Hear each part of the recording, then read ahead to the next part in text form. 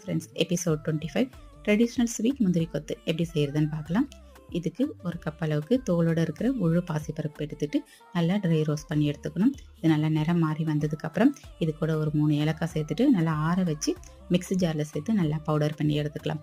இது கூடவே துருவன தேங்காய் ஒரு கப், பொடி பண்ண வெல்லம் ஒரு கப் அளவுக்கு எடுத்துட்டு நல்லா அரைச்சி எடுத்துக்கணும். எல்லாம் ஒன்று சேர்ந்து வந்ததுக்கப்புறம் இதை வேற ஒரு பாத்திரத்துக்கு மாற்றிக்கலாம். சின்ன சின்ன உருண்டைங்களை நல்லா டைட்டாக பிடிச்சி எடுத்துக்கணும். அப்போ தான் மாவில் டிப் பண்ணிவிட்டு எண்ணெயில் பொரிக்கும் போது பிரிஞ்சு வராமல் இருக்கும். இதே மாதிரி நம்ம எல்லாத்தையும் ரெடி பண்ணி வச்சுக்கலாம்.